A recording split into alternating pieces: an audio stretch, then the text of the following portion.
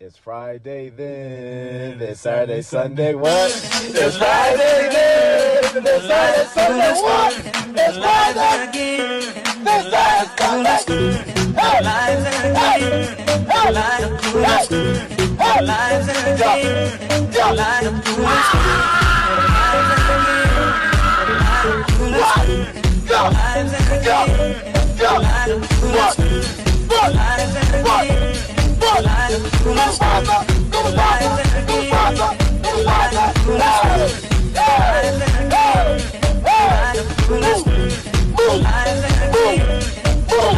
let's go!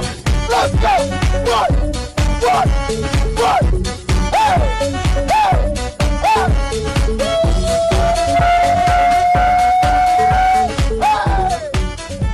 No, you didn't!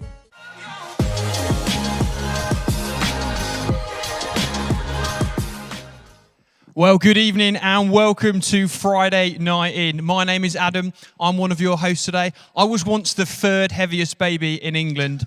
And tonight we're going to have a lot of laughs together. This is the first ever Friday Night In event. We've got a ton of special guests, a ton of great activities that you can join in with at home. And I'm joined with some friends of me to the left. So do you want to introduce yourself, guys? Well, hello, Adam. Hello, Joe. My name is Joe.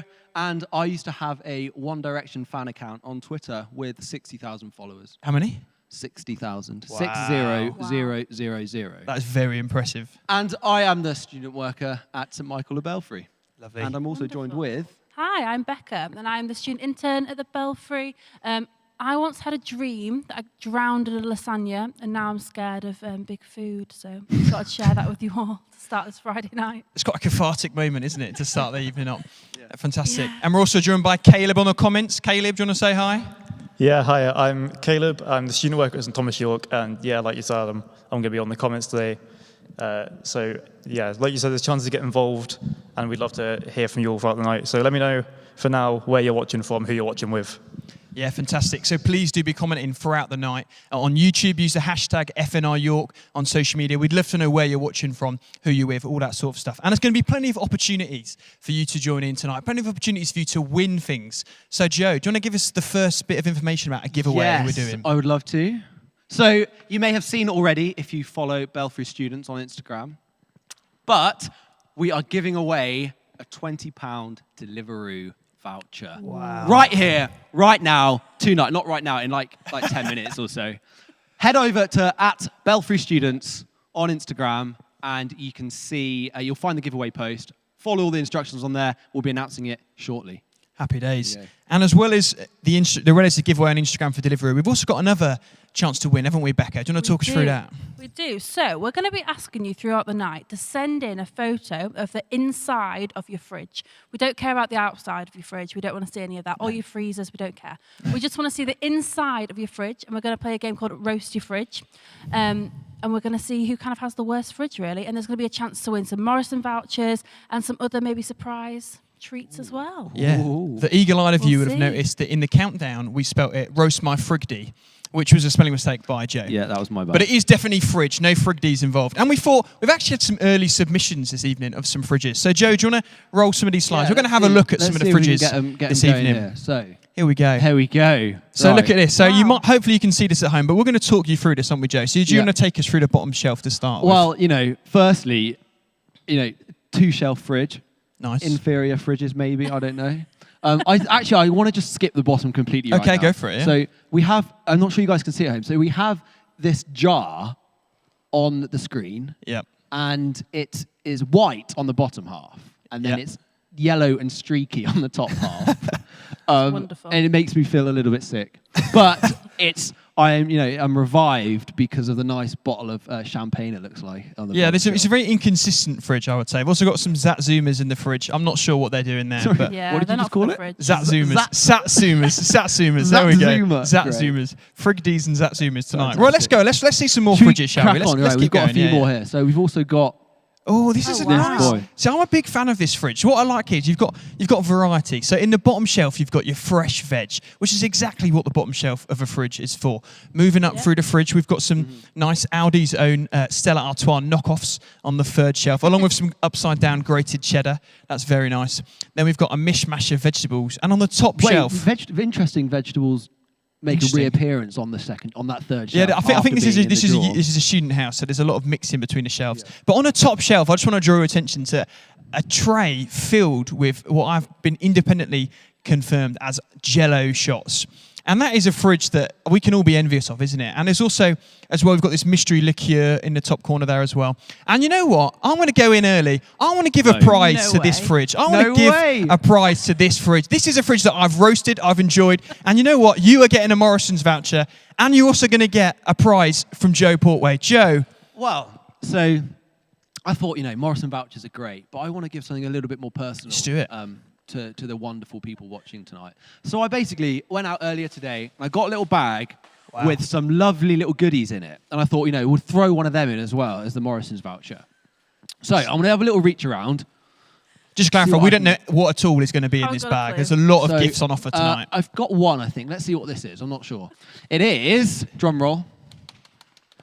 That was great, fantastic. That's weak. It is Al Murray, Pub Landlord, 20th Anniversary DVD. Wow. Fantastic. That is an incredible prize right. to win tonight. The owner of that fridge is now the lucky owner of Al Murray, Pub Landlord, one man, one governor. All right, great. Fantastic. So please do send in your fridge picks. You will be in chance of winning a Morrison's voucher and maybe even some more prizes that we'll see in Joe's bag.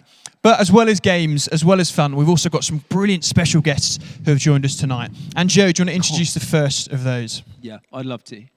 So this man is a close friend of mine as of 3 weeks ago.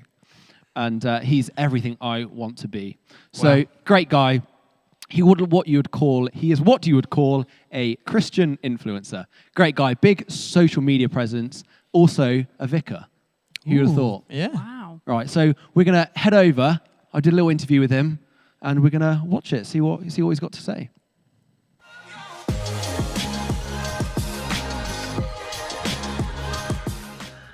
Hey, Chris. Hey, Joe. We're so glad to have you here talking to us at Friday Night In.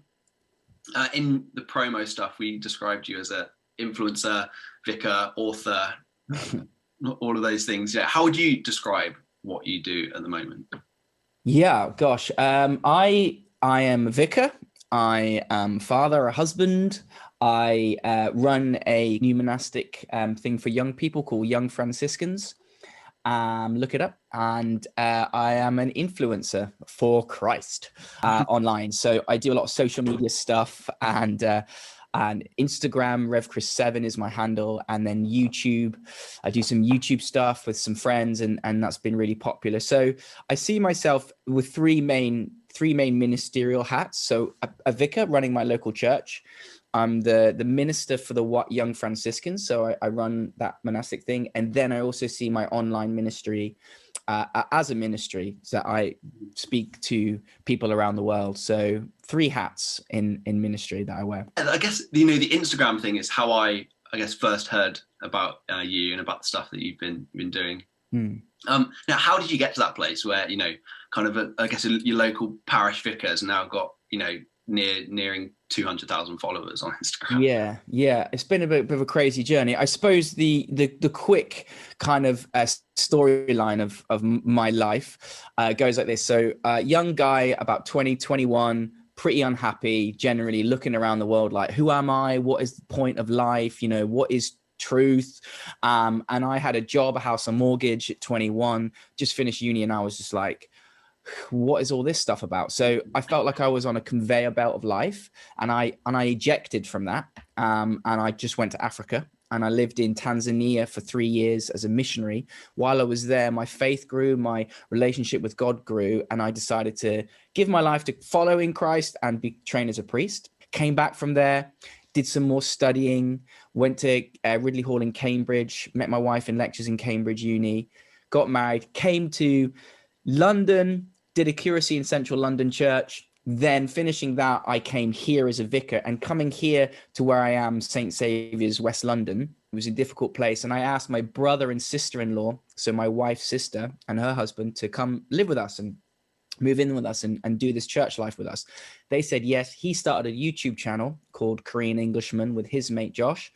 And while we were running the church and growing the church, he was running and growing his YouTube channel. And then he was like, hey man, why don't you come onto my YouTube channel? His YouTube channel blew up and was just like getting viral videos. And I was on some of those viral videos, and I was able to communicate and speak into a younger generation, things like pop culture and you know, reacting to Korean culture, reacting to music videos like Billie Eilish or BTS or Justin Bieber or whatever. And I was able to communicate what I think is the real true kind of gospel message of love and grace into this culture. They started to find me on YouTube. Then they moved across and found me on Instagram. And then my Instagram started to fill up, and I realized I had this real opportunity to communicate the gospel and speak about identity and who you are in Christ. And I developed a thing called 60-second sermons. And then I got a book deal out of it with Penguin to do my 60-second sermons. And that's what I've been doing. And there he is. You know, what started out as something silly and fun is now a proper aspect of my ministry, and that can only be God. So yeah, that's been going on. Yeah, you're kind of saying that young people, you've been kind of speaking into pop culture and young people in their lives. You know, in the last year, you know, it's been incredibly tough for everyone. Yeah, I was just kind of, I guess, wondering how something like this has affected people questioning, you know, faith. Yeah, I think, firstly, I think students have had a hugely raw deal. Yeah. And my heart goes out to all of the students in a time that is so formational for your being. You know, in when you look at life, it's as if their life is divided into these two kind of containers. The first container is the part of life where you're building yourself, you're finding your identity, you're searching things out, you're bucking up against the system, against parents, against expectations, and you're figuring out who you are. And then the second half of life is kind of sometimes a deconstruction of those rules and regulations of life, and a figuring out of the real truths of your personhood. And then from that place, really being moved into a place of growth and I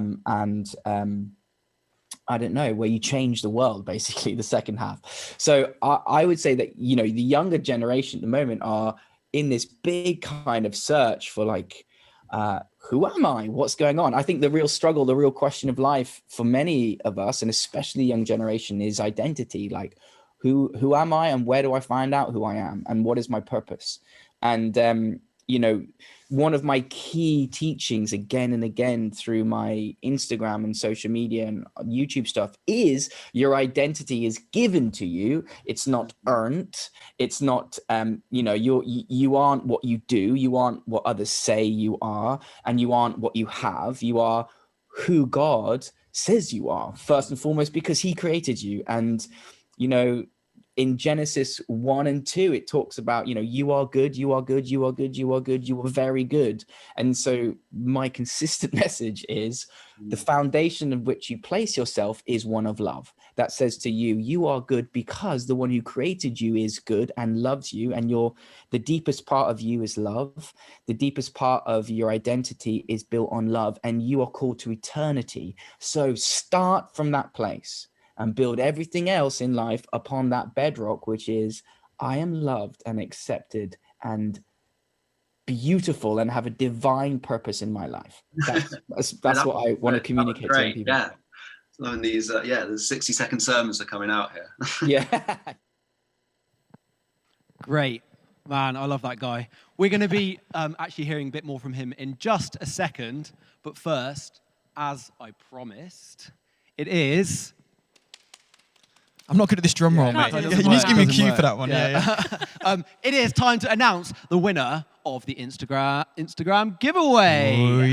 Hey, right. So we've had a few more people have posted since. So we've got a few more names to add into the list, but I'm going to do it here live now, and we're going to announce our winner. Fantastic. So what are they winning again? Should we just remind the people? Of course, yeah. Yeah, so they're winning. You are tonight up for grabs is a £20 Deliveroo voucher, which I'd say is enough for one person to go absolutely mad on like Byron Burger, for example. Get a full burger, get your courgette fries, all that stuff. You don't have to worry about like getting inside and a drink as well. Or it could be Scrumpy date night for two, couldn't it? 20 quid, I think. True. So there you go.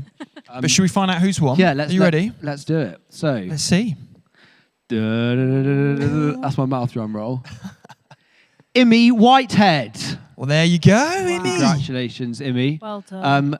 We'll be getting in touch with you very shortly. Get your details. We'll send you the delivery, and it should arrive in time for the end of the night. Happy days. Perfect. There we go. Fantastic. Right, now we're going to go back to Chris, hear what he's got to say. We've had a few of you guys have submitted us some questions for him, and so he's going to have a go at answering a few of them.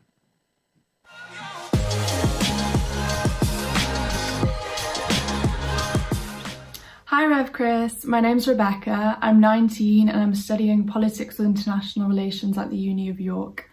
My question for you is if you always knew that you were going to be a vicar, if it's something you always wanted to do, or if it's something that you figured out later on in life. And if it is something that you figured out later on, I was wondering if you had any advice for those of us who are kind of struggling to find our calling and are kind of wondering what we should do with our lives after uni. Thank you. Great. Well, thank you, Rebecca. If you're watching this, great question.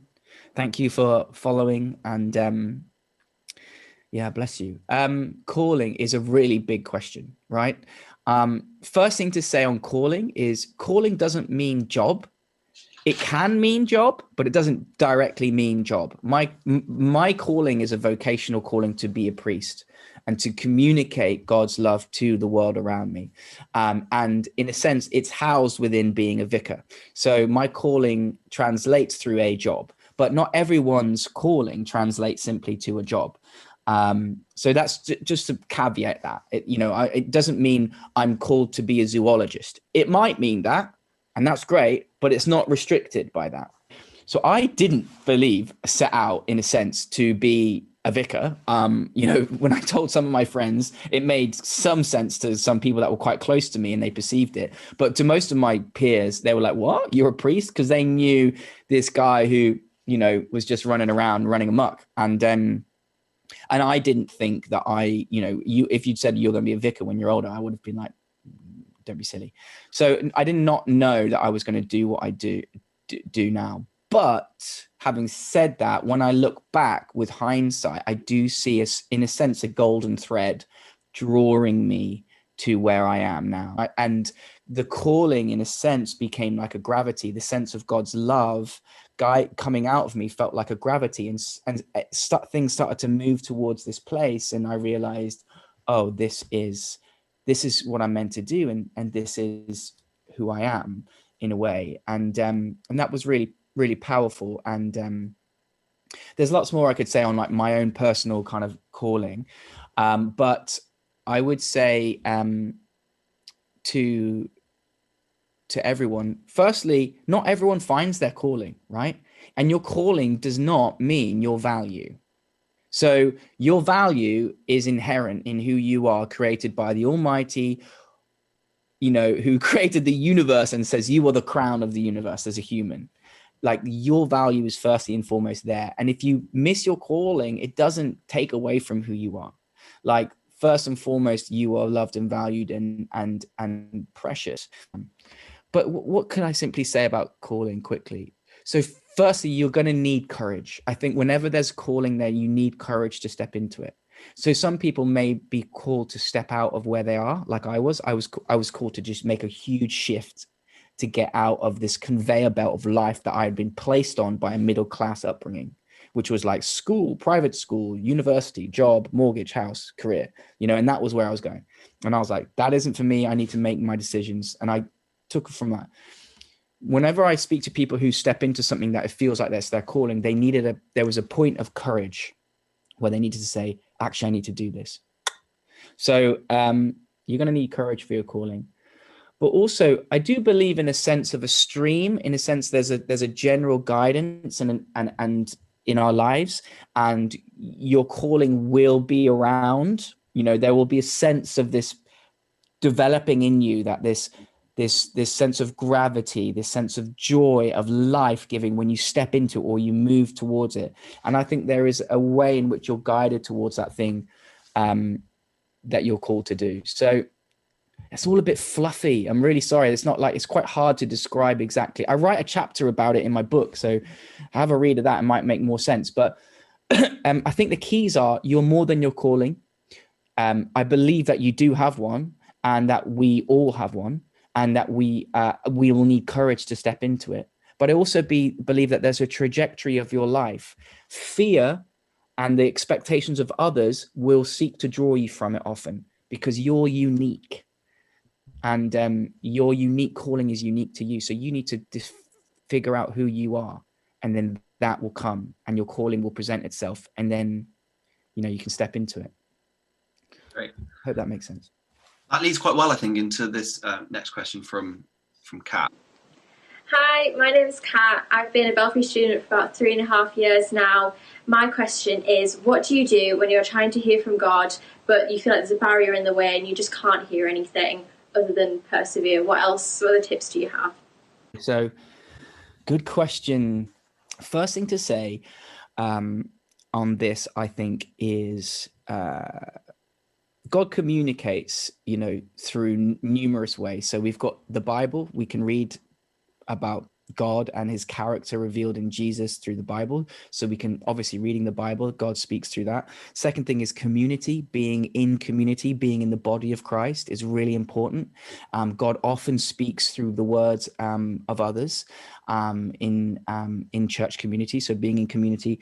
And then he speaks through silence when you're in stillness with God. The psalmist says, be still and know that I am God. So you're still and you're welcoming God's presence. And in that stillness, there's a communication that goes on, often without words, feeding into your soul that leads you to a sense of discernment on things. And then obviously different types of prayer where you're like asking and waiting and asking him to speak. So those are the ways that quickly I would say that we need to lean in to listen to God. But God is deeper than our emotions, right? And often Christians go through, and especially young Christians, things like the wonderful things like Soul Survivor or New Wine or Focus or these big like things away, and you're like all emotional and you're like praising God and it's brilliant. And there's an emotional aspect to that, right? And that is good. And God speaks in those moments, but God is deeper than your emotions. God is more present when you're not, when you're not necessarily like, oh, I can feel him. God is still present, right? God is still there. And often it's in those trials, those periods of desert, that he drives our trust in him to a deeper place. And it's not necessarily about fighting and getting past it as much as we can so we can hear him again, but it's about, in a sense, surrendering and saying, God is still present. God is here. And he can speak to me, and I will seek to listen to him. As Samuel prays, speak, Lord, your servant is listening. We're called to do that, but we're also called to hold the tension of the silence sometimes from God. And it is, again and again through scripture and through, the stories of scripture, it's the desert period that forms people for something in the future, for ministry. As I said earlier, Jesus was baptized, and then he went into the desert, and he was at the end of that desert period, he was tempted by the devil. Then he starts his ministry. The people of Israel leave, Egypt and slavery. They go into the desert period, and in that desert period, they send out 12 spies to look at the land that they're meant to take. 10 spies come back and they're all like, oh, they're giants, they're too big and we won't be able to conquer them. The whole people listen to the other 10. They say, we can't do it. And what happens is God is like, you're going to have to stay in this period now. You're going to stay in this desert for a while. And in this period of the desert, you're going to learn trust and you're going to learn to rely on me. And then when that people learn that, like this new generation grows up where they've been learning in the desert, reliance, trust, then they're taken into the promised land. So I wouldn't say if there's a blockage, you must run to seek in every means to take away the blockage. But I would say if there's a time of silence with God, maybe he's doing something quite profound in you, but you just need to keep going. You just need to keep praying. Amazing. That was some absolute gems there from Chris. And we actually, because we were just getting on so well, we ended up speaking for about half an hour, and he just had gem after gem. These 60-second sermons were just firing out. It was great. And actually, we had so much content that, after this, we're going to be posting the full interview, and you guys get a chance to hear more from him. And if you want to hear even more after that, you can head over to his Instagram, where it's just like unlimited 60-second sermons. At the bottom there, it says Rev Chris 7. That's his Instagram handle. And if you're super keen, you can also get a copy of his book. Very nice. Here, OMG Effect. Absolutely solid. It's great. Very good. Yeah, there we go. Happy days. Well, I think we've actually... Love that. Yeah, we've got some time now we're going to roast a few more fridges, I think. What a treat. What a treat. We've been inundated with emails from you. Thank you so much for sending them in. Keep them coming in to fniyork@gmail.com. But Joe, would you like to roll us the first fridge, please? I'm excited. Nice. Here we go. Wow. Okay. Let's just take a second. Take it in. Yeah. Breathe it in. Let's have That's a a look. lot. Well, I'll do like an audio description, I guess, of the fridge. Nice. So what we've got here, let me start with the door, which is this side here. So we have a couple of innocent smoothies, Nice. which I think I'm pretty sure are £9 each, Yeah, they are. with an oat drink in the middle, and then blue milk. Yeah, blue milk is. I think blue milk is for babies, isn't it? Yeah. That's, I love blue milk. So But I was point, quite. but there we go. I used to, I just love it.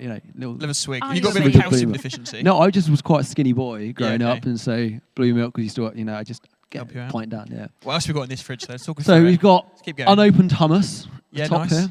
A couple of Greek yogurts, a bit of expensive pesto. Yeah. Is that the Patak's Madras spice Yeah, paste, the yeah. Madras spice Fancy one. paste. This Love is a that. classy fridge. This, isn't it? Yeah, but it's actually the kind of the rest of it, which is the important bit, because it's like 90% green, It's very green. and yeah. there's like a serious selection of veg here. It's a lot of spinach, isn't there? Yeah, spring onion. Yeah, nice. There's like 3. What do you call like a gathering of spring onions? A gathering of spring onions. Yeah, if you know the plural for some spring onions gathered, Yeah. please do let us know. What else have we got in there? There's a lot of veg. A lot of veg, basically. yeah. No meat in sight, I don't think. That's okay, though. You do you vegetarians. It's Yeah. nice. Bit of Alpro. Yeah. Yeah, good. Maybe a Interesting. vegan.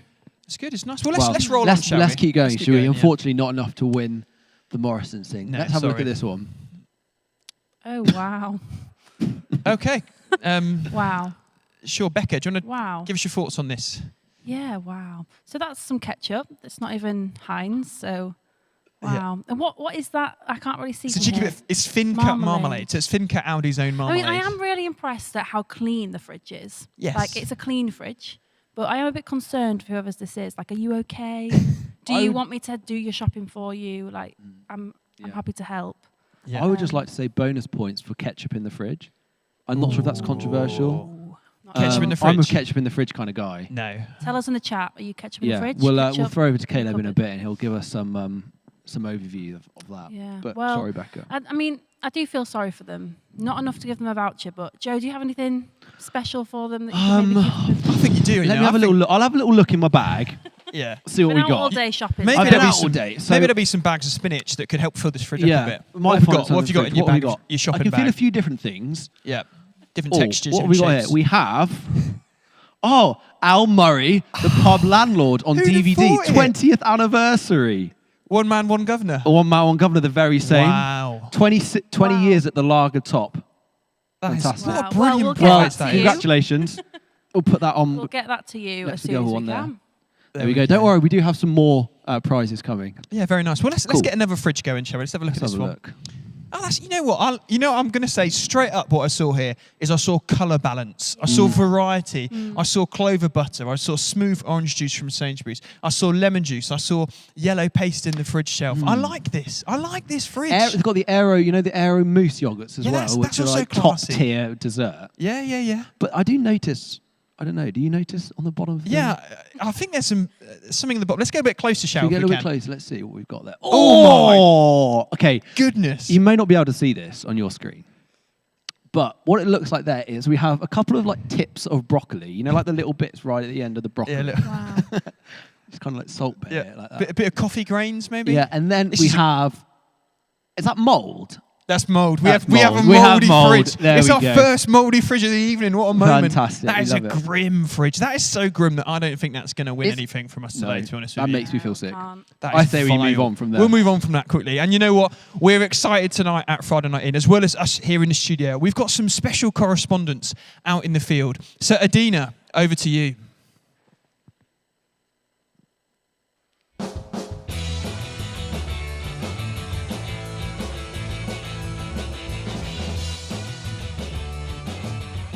Hello and welcome back to Adina's Corner. I'm your host Adina and I'm here to ask you all the weird and wonderful questions that you didn't know you needed the answers to. And on this week's episode, we're going to be looking at body parts. Let's throw it over to the girls in DMC Corner. Thanks, Adina. So, friends, the question of today is, which body part do you wish you could detach and why? It's an excellent question. And in the moment, right now, I've got my mug here. I think it would be great because I always feel like sometimes I have too many fingers. I'd love it because look, you can't fit more than one finger here. And this finger just has to awkwardly sit on the top. And I do feel like sometimes I just have too many fingers for what I need. I'd love to just be able to put some on the desk and pick them up later when I've finished having a drink. I thought you were going to go somewhere else with that. I really thought you were going to say, I'd like to detach my hand so I can go to the, the hand can go to the kettle and make myself I was thinking that. take off your fingers. Rebecca, I respect that, but also you can just tuck them in. Like, I feel like it's it's not a big enough issue that you're like, what am I going to do with my fingers? Like, can't drink my tea. Like, you just they just sit. I have a lot of, because sometimes I do just feel like there are too many. And sometimes That's why you have the pinky. I'll find myself doing this and people will bully me for that. I feel really self-conscious about them now. But surely you'd feel really self-conscious about them if they weren't there and you were drinking tea.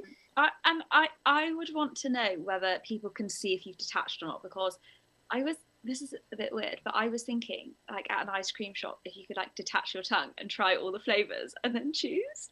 But then I thought that's not good for germs, and if someone saw my tongue... Yeah, COVID. ...something between, I don't think that would be ideal. No, you'd have no I had toes. a friend who had a skiing accident, and they lost their thumb, and so I think it's quite gross, they removed the big toe, and it became their thumb. Yeah. I don't know how I feel about it. Oh my gosh. Can you imagine? Because it would be quite short, so it just... Yeah, and like my thumb's quite thin, but my big toe's like wider than that. Wait a minute. Are you getting your feet out on camera? I don't think that students of York want to actually see it. I want to see it. I want to find some big toe on hand action. I want to find some big toe on hand action. I don't think it's like common. I feel like I've heard of it before. My big toe is like twice the size.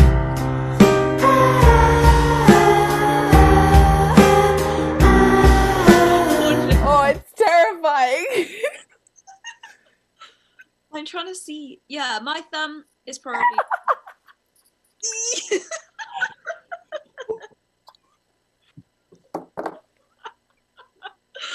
Oh, flip. Poor Jim. Oh, I'm crying.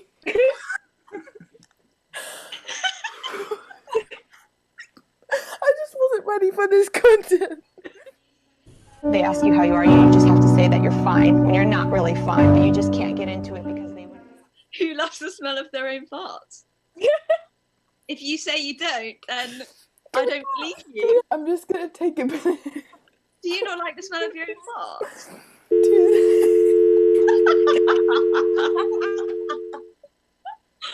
Oh God! Wow, that is a question I never thought I'd hear spoken about on primetime television at Friday Night In. Anything can happen, can't it? So we're talking about if you could detach one body part, what would it be? Becca, what body part would you detach? Let's get in there. I've been thinking about this. Yeah. I can never be bothered to make my own cup of tea. So if you could detach your arm to go make a cup of tea, can it then carry like does it not need its legs? Like, Would it like what's hover through the rules? air? Yeah, can good, it hover? good point. It's like the hand from Adam's Family. You know, the Oh, one that's yeah. like, Yeah. So, What about you, Joe? What would So you? I had a couple of thoughts, but one of my key thoughts I've been thinking about is arms. Yeah. So imagine, you know when you can't reach something, you can't reach the remote or whatever. You take one arm off, put it in the other arm, you got twice as long. Like and a just use it super to like arm. reach. Yeah. Yeah, that's kind of what I'm thinking. You know, That's good. That's nice. Yeah, Yeah, we've seen a lot of comments on YouTube about this, and we're going to go to Caleb in a second. I'd just like to make my contribution. I'd take my eyes out, and you could just see higher above you, couldn't you? Take an eye out there. good. If you're a short person at a concert, take your eye out. You can see all around you. like that. But Caleb, what's been happening in the chat? I think there's a lot going on. Talk us through some of it. Yeah, there's a lot going on in the chat right now. First of all, shout out to Abby and Johnny in Scarborough, one of the first people to comment on our chat, let us know where they're from. Then we had a few comments at you, Joe. Where's your bow tie? Yeah, where is your bow tie, mate? left it at home. Oh, Yeah. let down. It's not all bad news for you, Joe, because they back you up, ketchup in the fridge, 90% of the comments. Apparently I'm in the wrong here. That's poor. Thank you very much. And then we've had some great answers to Adina's question already. Yeah. I really enjoyed the interaction between Hazard and Michael in the chat. Hazard said he'd lose his nose.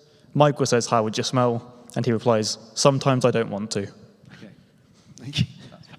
We've also got Anna's answer that I liked. Definitely a spine. Would love to stretch out on the floor and crack it. Be your own chiropractor. I'm not sure how I feel about that Remove your one. spine. Yeah, that makes me just like cringe a bit in my How would seat. you be able to sit up? You'd end up, you'd check your spine and you'd really just kind of like... We'd be sat here like this, wouldn't we? Just presenting like just down there. Yeah. Spine. You know, I mean, keep the comments coming. Like, I'm absolutely loving some of those answers. They're fantastic. But you know what? We also, like I said before, we are being inundated with fridges. I am drowning in fridges. Yeah. So let's get some more fridges up on our screen Should we have this a little evening. look, shall we? Let's see All what we right, got what have we coming on. got? So- Joe, roll with me some fridges. Right, okay. Oh, this is a good starter. First thing to note, there's a pizza that's upside down. Thin pepperoni from Morrison's. Why is your pizza upside down? Why is your pizza upside down? Yeah. The toppings are going to fall off? That is, I guess maybe on like the plastic wrap around it that keeps it on. Yeah. My first thing I noticed when I watched this one was you've got Morrison's own light mayonnaise. So you don't want to, you're happy to spare the expense on that. Yeah. Obviously, it's also you can't quite see, but it's getting up. It's the biggest. I mean, like It's it's the biggest jar of mayonnaise I've That's ever a seen. massive jar of mayo right there. But also right next to it, you have Doritos salsa. Ooh, So it's like fancy. I don't want to spare the expense on the salsa. Yeah. But I also want to buy the largest, cheapest mayonnaise I can see. Yeah. Let's get another fridge going. Shall I we think, look? listen. Okay, yeah, sure. I mean, so first things first to notice, we're gonna ignore whatever is that brown sludge on the top shelf. We're gonna go for the second shelf, and we're gonna go for first of all, there's a bit of yellow Tupperware or like an old butter It's thing. like it looks like the Weetabix plastic bowls, I think. Yeah, that Tupperware looks like that's from like the 1990s. I feel like my mum had that, and I feel like that Tupperware's moved house with whatever fridge this belongs to. And why have you got a bear in your Tupperware just chilling by itself in the fridge next to a basket? What's in that basket? I think Joe? it's the cheese basket. I'd like to say, which I give positive points to that. Yeah, more I think- ketchup in the fridge as well. That's not good to see. This That's is also not- pre-planning. So what you can't see in there is that you have basically a ketchup tube with like the tiniest amount of ketchup in. Yeah. And then you have the new ketchup tube ready to be opened right next to it. Always a big moment there. And it's ready for when you obviously do that final squirt. Yeah. Let's get another fridge quickly. This is one. All right. Here we go. Wow. Right. Right. Can you see this, everyone? Look at A this. lot of colour. Let's count how many Juice. cartons of juice we have Cartons. in this fridge. Yes. So we have 1, 2, 3, 4, 5, 6, 7, 8, 9, 10, 11, 12, 13, 14, 15, 16, maybe 17. Maybe they're on a juice fast. 17 cartons 17 of juice. And you know what? I'm going to do it. Oh, he's going. I'm going to do it. He's going in. They get it. They get a voucher. Morrison's voucher Congratulations. for the amount of juice. I love it. How much juice can they buy with? How much is the voucher? It's a £20 voucher. How much juice? I think that could buy you 17 more cartons of juice at Morrison's. reckon, To be yeah. Will fair. that fit in their fridge? No, you got Don't to think just so. absolutely neck it as well. But yeah, let's get one more fridge. Let's get one more fridge. Sorry, Oh, no? I've Okay, got sorry. something. I need to give my. Are you going to give him a prize I as need well? to give my prize Gift? out of my bag. Let's go for it. So, I wonder what have we what got? it is. have a look. What could this Around. be? What have we got? It is surprise. Al Murray, the pub landlord. One man, one governor DVD. All new 20th anniversary live show. Oh, I didn't even notice this before. Bonus, full-length 1997 Edinburgh Festival show, King of Beers. Wow. Fantastic. We'll be sending that right your way after this. Priceless. Let's put that back That's with the lovely. other ones, shall we? Another Al Fantastic. Murray DVD. Are we doing one more? Let's do one more. Another All right. coincidence with the Al Murray. Becca, what are your thoughts? What are your thoughts on this? Whoa, good spot, good spot. What, Becca, do you want to just? I'll get out of the way a sec what- so you can have a proper look at What that. is that? I think that might be national treasure Sir David Attenborough. Hanging out with a bottle of So if Diet you can't Coke. see, there is a kind of like cardboard cutout, but Yeah. miniature size, which freaks me out. Of David Big, Attenborough. you don't like big food or small No, I people? don't like Anything things that's that are not really- the normal they're not size, normal I think. so I don't like that. But yeah, it looks like David Attenborough, which I Yeah, have in the lots of questions about. I mean, I've got questions about that because he's in a fridge that is full of Yeah, single-use it's not- plastics. yeah, it's not exactly environmentally And that's really why friendly. we've gathered you all here this evening. It's to talk about single-use plastics. Yeah. And how we shouldn't be using it. No, get your keep cups out, everyone. Yeah. Can I just quickly mention? I know. So, what kind of what things are good for Tupperware? So you've got takeaway Indian, like leftover stuff like that, right? Good Tupperware. Like a what's it? Butter pot. Great kind of takeaway. I'll tell you what's not good takeaway is a frying pan. There's a frying pan just in there, so I reckon that person just took it straight off the hob. Yeah. In. It's going to melt through your tray. That's reckless behaviour, and that's Yeah. not a Ewan Morrison's voucher, I'm afraid. So. Bad times. Well, let's move on. Let's hear from the second of our special guests, shall we? And Becca, do you want to introduce this Yeah, of next course. feature? So Lydia, who is the student worker at G2, she has done an interview with Esther Swaffield-Bray, who works for IJM. So we're going to listen to that now. It's going to be really exciting.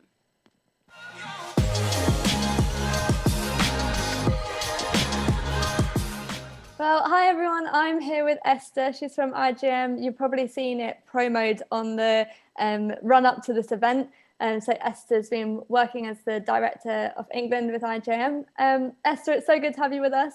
We wondered if you could tell us who are IJM, what's your role in the organisation, what do you get up to on a day-to-day basis? That kind of thing. Sure, and thanks, Lydia. It's so nice to be with you all. But yeah, as you say, I am part of the team at IJM, which stands for International Justice Mission. And IJM exists because there are more people in slavery today than there have ever been at any point in history before. Whether it's children sent to work on fishing boats, or families trapped in factories, or teenagers trafficked into brothels, there are around 40 million people today held in modern slavery. And what IJM do is we work around the world to find and rescue those individuals and to help release them, whether they're held in slavery and other forms of violent oppression as well. We're actually the world's largest anti-slavery organisation. And over the last 20 years or so, we've rescued over 60,000 individuals. But that's really just the start. So from rescue, we help survivors to thrive and to heal. We also work to actually bring the perpetrators to justice so they don't harm anyone else. And then we're looking at the big systemic issues, so partnering with governments to actually fix the broken system. So it's a big mission. We work around the world, but it's full of hope. And yeah, delighted to share a little bit about that today. Oh, wow, that's amazing. And gosh, so many people that have been rescued and such a horrible number of people still trapped in slavery. So you've talked a bit about the process, but what would be your usual process from when you first hear about a person or a group that's trapped in slavery all the way through to their rescue and recovery? In a nutshell, what's the process that you follow? Yeah. So, I mean, slavery takes lots of different forms, but the thing that it has in common is that there is violence and abuse, and it is dark criminal activity. So rescues often come with great risk. So from that initial investigation from our undercover investigators, what we do is we partner with local authorities to actually conduct that rescue operation. So local police, those who are on the ground, will work with them to actually get that individual, that family, sometimes that community out. And then those individuals, they'll work closely with our social workers, who will help provide the immediate care they need. And you can imagine that looks really different depending on the situation of slavery that we're talking about. So a child that has been sexually abused would need actually really different care from, say, a granddad who's been held in a sweatshop for 30 years. So we'll tailor the individual care plan to that individual and walk with them really for the long term, however long it takes for them to be to heal and to be able to be sustainably free. And then comes the gathering of evidence. So often that will involve going back to the places where the slavery was happening. It will involve conducting interviews. And that is for the purpose actually of stopping these crimes repeating and being able to actually hold the perpetrators, whether that's the traffickers, the slave owners, to account and actually stop them harming other individuals. And the kind of vision really is that no one else should be re-trafficked. If we discover that there's a brothel where children are being trafficked, we want to shut that brothel down. We want to stop other kids coming to harm. And then there's the long-term goal that I mentioned before of strengthening the whole system, of making sure that the gaps in the system are filled, that the police have the resources they need, that social workers have the resources they need. So the whole process has lots of different stages. It's fairly complex. You're talking about interrupting global criminal activity. But what we found is that when you partner those things together, the actual rescue on the ground with individuals and caring and providing the aftercare that they need, with that big picture, let's fix a broken system. When you partner those two things together, the micro and the macro, what we're seeing is it's possible to really make a dent on the issue. And the places where we've worked, we've seen up to 80, close to 90% reductions sometimes in rates of trafficking and slavery from doing this micro and macro individuals, big picture work in tandem. Does that make sense? Yeah, that makes a lot of sense. That's amazing. That sounds really good. Really great system. And like you say, it's tailored to each individual. So thanks so much for sharing a bit about that. I wondered, kind of off the back of that, if you could share one of your favourite stories from your time with IJM. Sure. And as I was thinking about this, it's so hard to choose, and that I'm in the privileged position, or we are as an organisation, that nearly every single day an amazing story of rescue or systemic transformation happens. But there's one story that really stands out to me, and that is of a young woman called Joy. And she is amazing. She's a young woman from the Philippines. She's one of the bravest people I've met, and she's sharply intelligent. Those people that have just like a witty sense of humour that can just kind of like cut through and make everybody laugh. She's hilarious. And I met Joy a couple of years ago, and Joy, as I said, grew up in the Philippines, and it was around about her 10th birthday when she was sold for sex by her aunt. And she was trafficked and abused, but in the confines of her home. And she was abused by those who were both physically present, but also her abuse was live streamed across the internet for paying customers around the world, including those here in the UK. Truly modern slavery in its most modern form. Actually, we've seen a spike of this during lockdown, which is pretty hard to stomach. And this was the extent of Joy's teenage years, really. And she describes being a teenager, of this happening time and time again, and about being treated like a dog. I don't know if you can imagine that. And it was 2013 when IJM worked with local police to locate Joy and to rescue her and to get her out of that situation. And what we actually discovered in the process was that her aunt was abusing dozens and dozens of children in the neighbourhood. And fast forward a few years, and Joy actually came to visit the UK, which is when I connected with her. And she actually came with me to speak at a conference called New Wine, if any of you have heard of it. And she shared her story in public on the main stage at this event, this giant venue. And I tell you, it was probably one of the most vulnerable stories I've ever heard anybody share in public. And yet she blew the room away.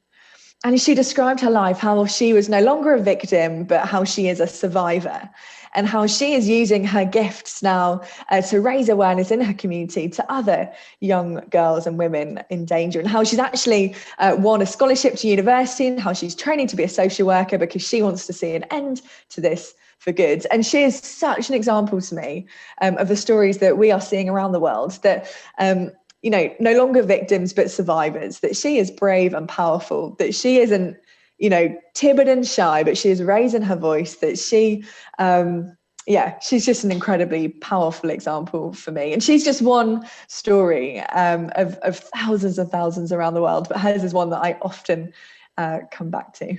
Oh, thanks so much for sharing. That's so encouraging, that reconciliation in the end. It's something that got me thinking just then, and we've got a question from one of our students, Becky, that kind of links to this. Is it can feel quite removed sometimes for us, like it can feel like this is far away, but like you say, it's often not, and it can be quite close by. And so Becky's question, I think, leads quite nicely into this. Hi, I'm Becky. I'm a second year history student at G2. And this year I've been involved in setting up Just Love York, which is a student group committed to pursuing justice. And this term we've been focusing on modern slavery, which I found so shocking and heartbreaking, how the extent to which modern slavery exists in our world today. So I just wanted to ask, what are some steps that we can take to start living differently and with a more ethical purpose? Oh, that's a brilliant question. Thank you. And you're right. We are all connected to slavery, from the clothes we wear, the food we eat, the technology that maybe even watching this interview on. The reality is that products that we use every day that are sourced from around the world can often contain slavery hidden deeply in their supply chains. In a recent survey done by the Ethical Trade Initiative, 77% of UK companies believe that there is slavery somewhere in their supply chain, 77%. And that's those that are brave enough to put up their hands. So in terms of what we can do, I would say number one would be to get aware. These crimes of slavery, whether it's trafficking, whether it's forced labour slavery, families in sweatshops making our clothes, get aware. They thrive. These crimes thrive in the dark. IGEM's website is full of resources to help you get aware. If you have a look at igmuk.org/slave-free series, there's a series there that you can get involved in to actually start to make ourselves aware. And secondly, would be to start asking questions. When you're going shopping, actually looking into those brands that you shop in. Maybe there's one product that you could look at. Maybe the coffee that goes into your morning brew. Maybe your favorite chocolate. Can you actually look into where those products are from? Start asking good questions and working out, what are our connections to this issue of slavery? Yes, slavery exists in cases like Joy's, but it is also much closer to home and through what we buy, what we eat, and what we wear as well. Oh, that's great. So one of the things you mentioned there was the slavery series, I think it was called. For those who are interested... Yeah, slave-free series. Slave-free series, thank you. Those who are interested in learning more, what other resources would you recommend as well as that? Yeah, absolutely. So yeah, that resource, again, if you go to igmuk.org/slave-free, and there's lots of different ways for you to get involved. And IGEM's website is just a great place to start.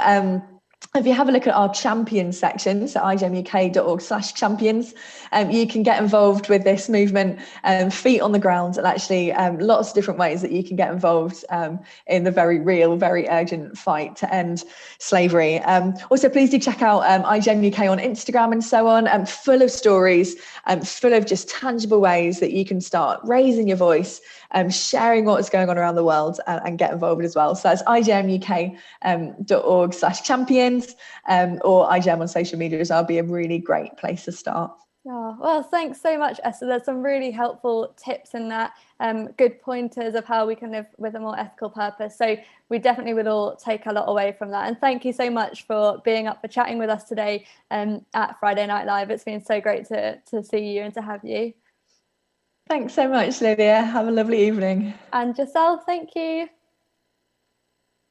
That was really great. It was really great to hear from Esther and what's happening at IGM. And it was really great as well to hear from Becky with Just Love as well, and what's going on campuses as well with all that sort of stuff. If you want to know more about that, then look at the bio on the YouTube page, and it has Esther's Instagram, it has IJM, has everything that you need to get involved with things going on there. So we're going to head over now to Caleb again and see what's happening in the chat. Yeah, so the chat is still lively as ever. But keep your comments going. It's great to see you all enjoying the show.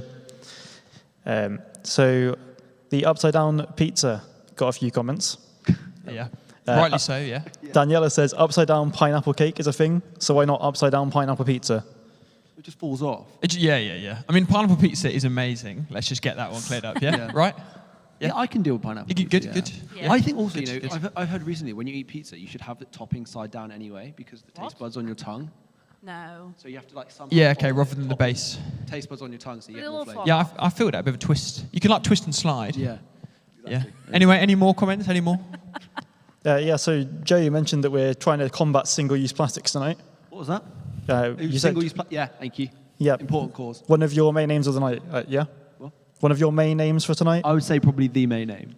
Wow. So Mike was asked you, how many single-use plastics have gone into an Al Murray DVD? But these are not single-use. Just use them over and over again. That stuff is timeless. Yeah. Al Murray is the most relevant and current comedian out there at the moment. So big claim. Wow. The most relevant. That's a huge. You can quote that, Joe Portway. There we go. What else we've got going on? I think there's quite a bit, isn't there, to kicking off? Yeah, there's been some. Well, we haven't got a result for this question yet, so I'm going to ask you guys. Archie's asked us, do eggs go in the fridge, yes or no? And we've got a no, yes, and a maybe in the chat. Eggs in the fridge. It's a yes from me. It's a no from me. I cupboard eggs, yeah. That's okay. Yeah, I'd say no. You can buy those little fancy things to put eggs in that live on the side, like a hen. Yeah, but also, they're really cool. In your fridge door, have you ever noticed at the top, the little holes for eggs in the window? So eggs belong in fridges. Well, maybe you said no. Well, I just suddenly realised. Maybe that's what fridge makers want. They're want you to put your eggs here. Yeah, I think I'm not sure. It could be for Easter. Yeah, okay. Easter eggs. Caleb, what are your thoughts on that? I used to not put my eggs in the fridge, but they last so much longer in the fridge that I've changed my mind. Yeah. There you go. Well, there you go. I would say it's settled, but it doesn't feel that settled. But speaking of things that need to be settled Friday night in, this has been a night of fun, but it's also, we're reaching a point where it's going to be a night of a bit of competition. We've had some prizes given away. And myself and Joe have had our own little competition, haven't we? We have, indeed, yeah. Yeah. So earlier in this past week, Joe and I have both, I would say we've been processing a lot of trauma, haven't we, around COVID? I would definitely say that. Yeah, I mean, for me, I had big plans this year to audition for Britain's Got Talent. I would say I'm a renowned lip syncer and interpretive dancer. But sadly, I couldn't perform on Britain's Got Talent. And you had hopes and dreams as well, didn't you? Yeah, well, so, if it wasn't for COVID, if it wasn't for lockdown, I would be on Broadway right now. Wow. So there's a few different reasons, ways I was trying to get there. I actually auditioned for all 7 of the Von Trapp family singers. Wow. Didn't get any of them. Oh. Sadly. But yeah. And, but I would be on Broadway right now if it wasn't for COVID. Yeah, and I would be the winner of Britain's Got Talent performing for the Queen. Yeah. But we thought, why not let our talents go to waste? Let's entertain the good people of York, the students of York. So we had a little lip sync battle, didn't we? We actually did, yeah. We did. Yeah. So should we watch those videos now? And I'd just like to say, you're going to have to choose your favourite. So as you're watching, you might want to make some notes. You might want to think about, form, ability to lip sync, all that sort of stuff. But yeah, let's enjoy these now, cinematography. Shall we? Yeah, cinematography, yeah. Let's go.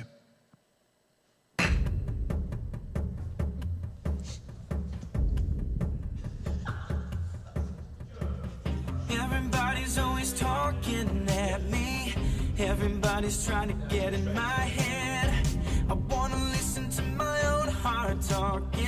I need to count on myself instead. Don't you ever lose yourself to get what you want? Don't you ever get on a ride and wanna get on? Don't you ever push away the ones you should have held close? Did you ever let go? Did you ever not know? I'm not gonna stop.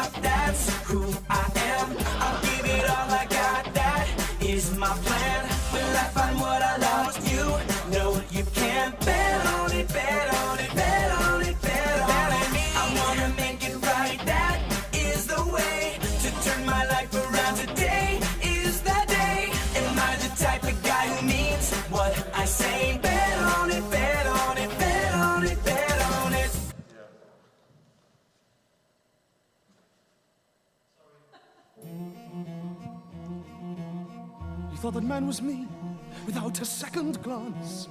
This stranger he is found, this man could be my chance. Why should I save his hide?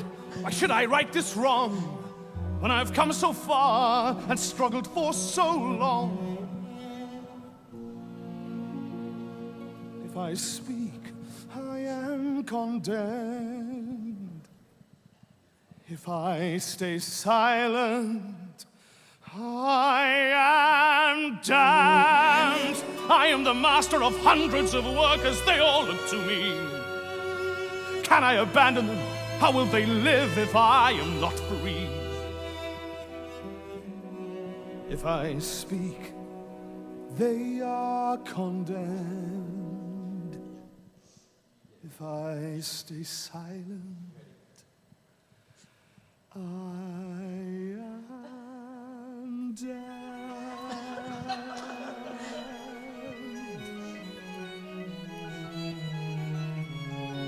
Who am I? Can I condemn this man to slavery? Pretend I do not feel his agony. This innocent who wears my face, who goes to judgment in my place. Who am I? Can I conceal myself forevermore? Pretend I'm not the man I was before.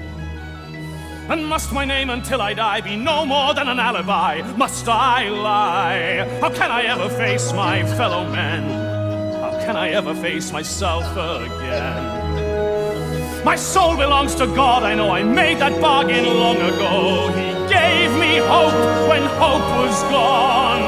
He gave me strength to journey on. Who am I? Who am I? I'm Jean Valjean. Silent! And so Javert, you see it's true. This man bears no more guilt than you. Who am I? 2, 4, 6,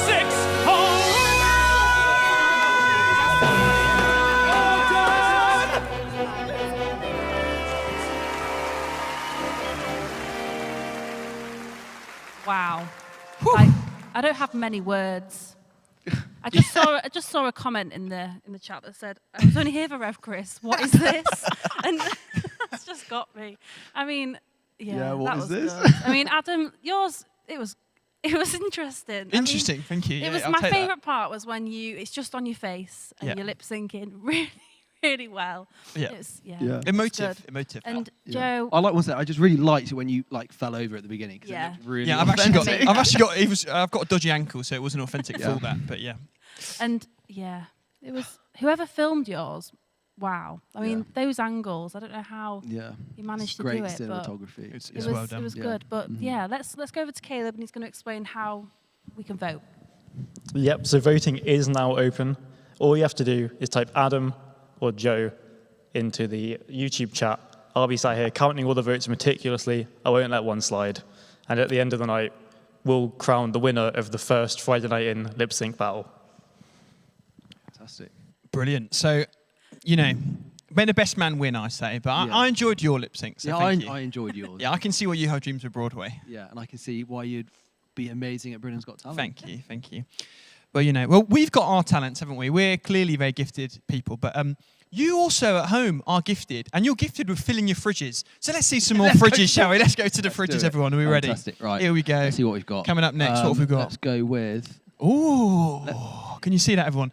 Just at the top here, there's a bowl of... What is that? Jelly? Well, soup?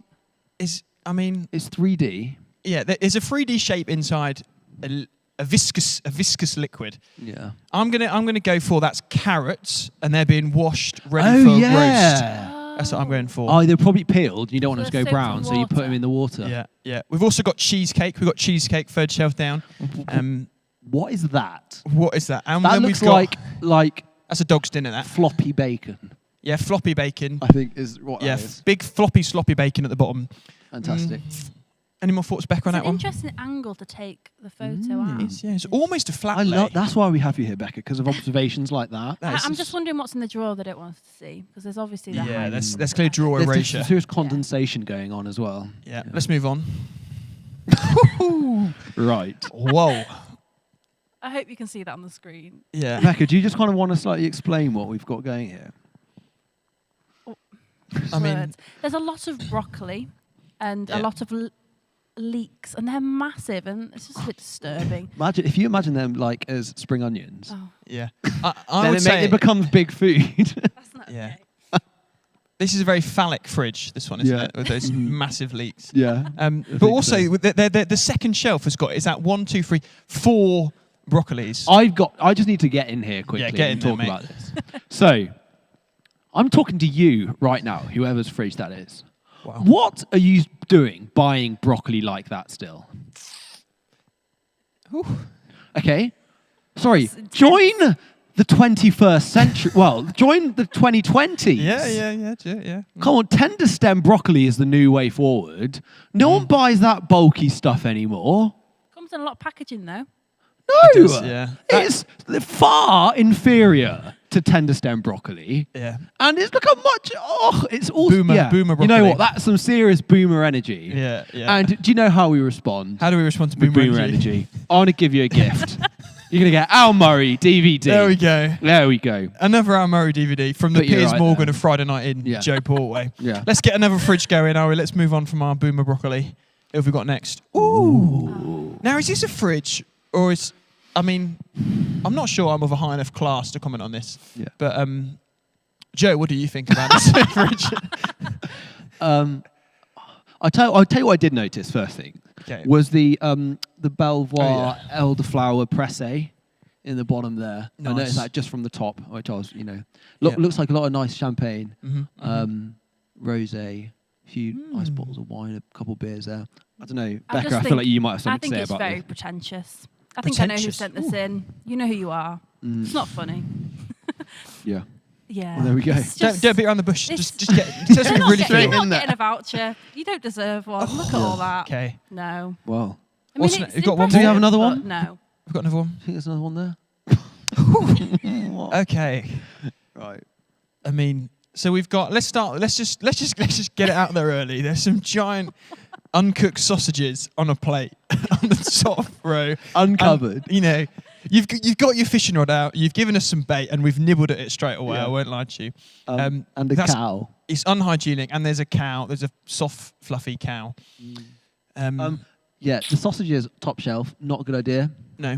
Meat bottom shelf. Yeah. No, don't want any drippage. You do not want dripping meat in your fridge. Especially if you've got open peppers. Yep. Yeah, that sausage could very And easily livestock. drip. And livestock, yeah. Do not have dripping meat near livestock. Or salmon paste. There's some salmon paste on this fridge, which is not the one. Yeah. But hey, should we? Have you got any more fridges you want to look at? I don't know. Should have we keep got things any going? more? Or we leave Let's have a it? look. Let's have a little look. No. Oh, no. Well, that's no that. more fridges. So We might have some more coming through. we might have some more coming through. If you keep sending your emails in, we might get to yours. But it's actually time now for our third special guest of the evening. And we're going to hear from Sam Robertson now, who's from Glasgow Prophetic Centre.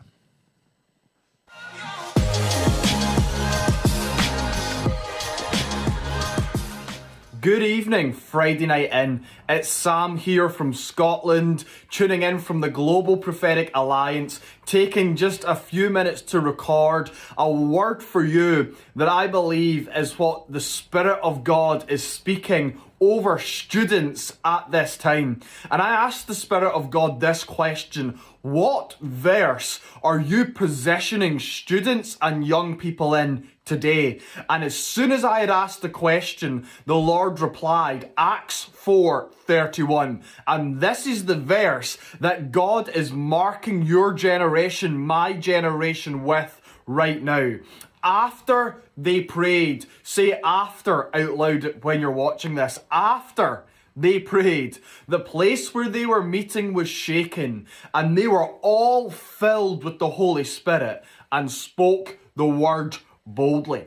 And this verse right here is the verse that is going to define young people in 2021 and beyond. And the Spirit of God says, right now, oh young people, oh emerging leader generation, would you receive a mantle of prayer and a mantle of intercession, the Lord says, that will shake your friends, that will shake your campuses, that will shake your churches, and that will release power and boldness, the Spirit of God says, and ultimately revivals.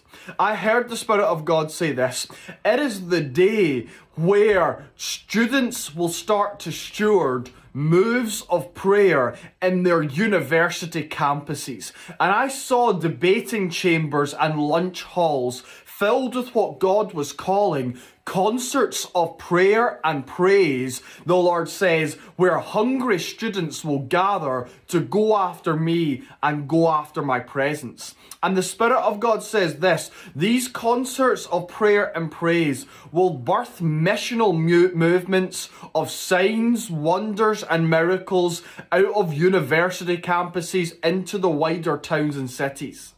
And in a day where students are faced with many options, the Spirit of God says they are going to find me as their only option and turn to me with no compromise, no lukewarmness, says the Spirit of God. And really, this prayer is a mantle that will revolutionize young people. Can you feel it? Young people and students coming out of lockdown into a post-lockdown world. And the Spirit of God is speaking about day and night prayer for young people. And these are the words that he said to me about prayer a few short days ago. It is a new dawn and a new day for day and night prayer. A new dawn, a new day for prayer, for day and night prayer. And the Lord is birthing a whole new day and night prayer movement, and it's going to start with you.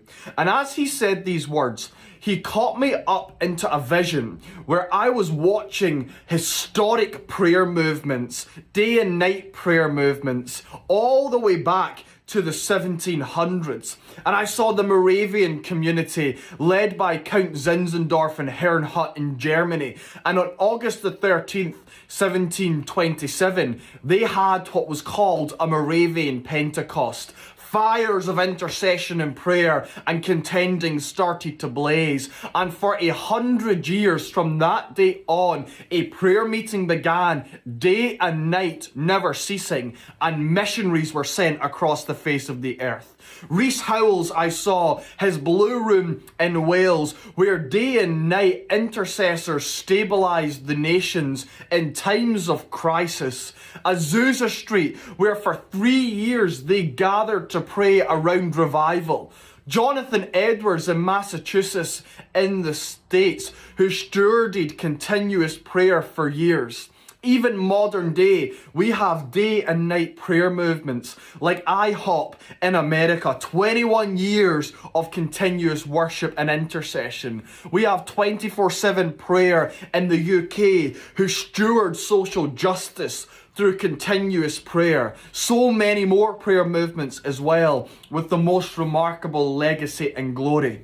And as I looked at these, I turned to God and God turned to me, and he cast his hand over all of these prayer movements and said these words: these were all preparatory for what I am going to do now with prayer across the earth. And the Lord says to you, O young people, you stand on the foundations of each of these movements, and now a new wave of prayer is about to be birthed across the face of the earth. And the Spirit of God says, you are about to birth it. Students and young adults are about to birth it. And each of these movements, they gathered around an agenda. People gathered to them because there was an agenda and a focal point. People were pulled to them because they were called to pray around a focus. But the Lord says, now prayer shall gather around Jesus' obsession, and it shall be Jesus' obsession that will fuel global prayer, and Jesus' obsession that will gather young people from the four corners of the earth to intercede. And the Lord says this: there are 4 words that you need to contend for in your own life if you want to start to steward a greater level of prayer. And the Lord says this: you've got to contend for wonder. You need to contend for a higher level of worship. You've got to contend for warfare, that you would be marked as a warrior. And you've got to contend, number 4, for a mantle for harvest. And the Lord says this: you will gather in wonder of Jesus. You will be moved to worship at his majesty.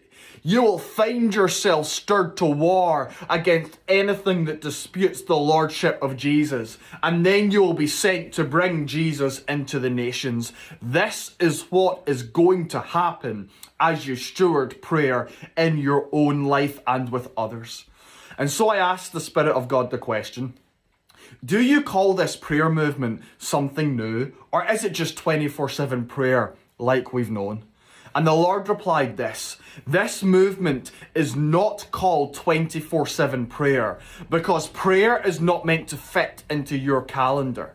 The Lord says, I call this new movement ceaseless prayer. And global ceaseless prayer is rising to cover the earth, and it shall never stop, never pause, never cease.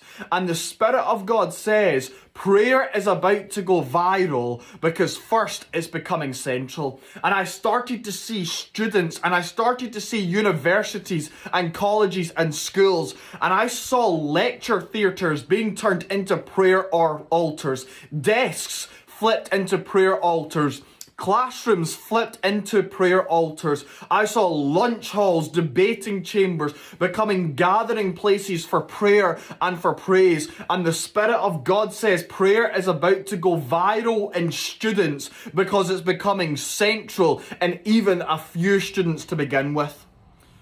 So what can you do with this?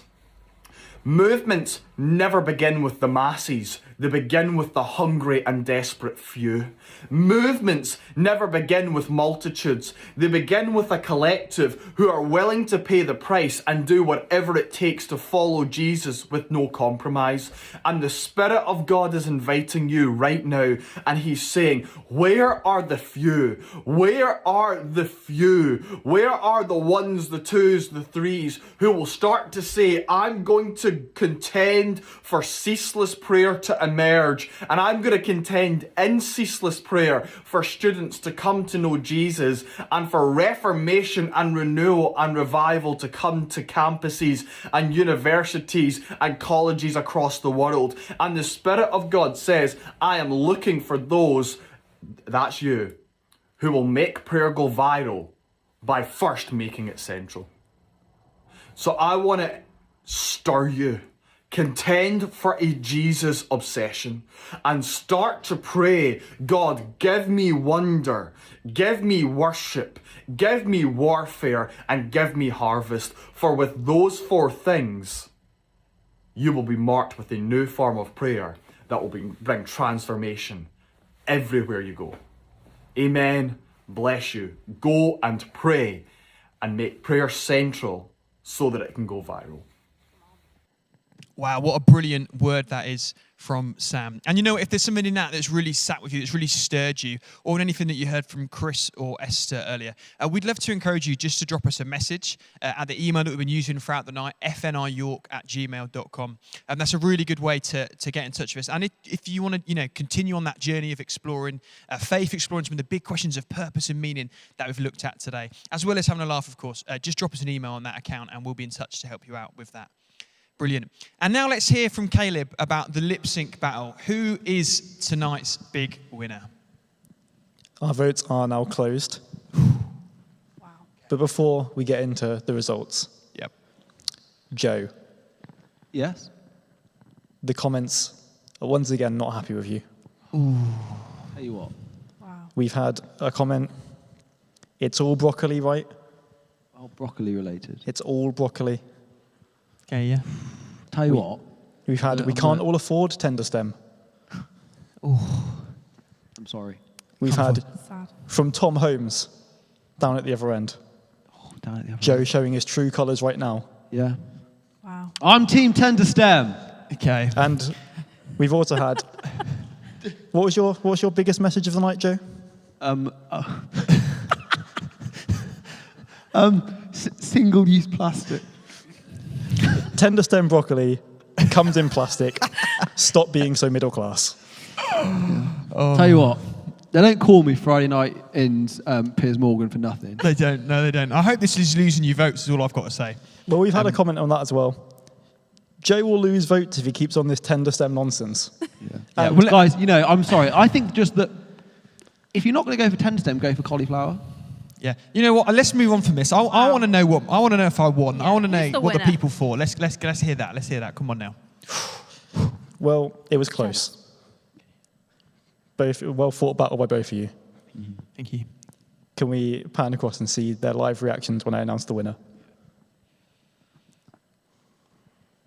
Taking it by only 6 votes. It's Joe Portway. Wow. Wow. The applause is just. The applause is deafening. Deafening in this room. There we go. No, well done. Congratulations to you. We do have a prize. Just need to sanitize my hands first. Yeah, before sure. I give That's, you it. of course, That's great important. idea. Yeah. I'd just like to point out, if my video was 3 minutes, I might have won. But sorry, no, well played, well won. So there you go. There's some little lamb ears. There's some lamb ears for Joe. Look at that. That is lovely. That goes really well with your 1980s Chris sash. Waddle haircut. It says hooray. Hip, hip, hooray. Get that on. You know what? Look at that. That is a winner. That is a winner right there. That is a majestic man. Hip, hip, hooray. I'd just like to say a few words, actually. Okay. I'd just like to thank Becca, who did the filming there. You're welcome. Fantastic. I'd like to thank myself, just for the content. Yeah. And last but not least, I'd like to thank Jean Valjean. 2461. Yeah, 24601. Sorry, Jean Valjean. I didn't pay much attention to your video. I was too lost in my own, but yeah. That's all right. That's all right. Well, wow, wonderful. Fantastic. We love it, don't we? There we go. Well, we've had a lot of fun here this evening. And you know what? This is the first ever Friday Night In. We hope you've enjoyed yourselves joining us today. And we might do some more in the future, so please do keep in touch on social media. All the links for G2 York, for St Michael of Belfry, and for St Thomas York are in the bio, so please do keep in touch with us. But yeah, from That's now, everything. From all of us, thanks for joining us. Have a great Friday night. See you later. Bye. Bye.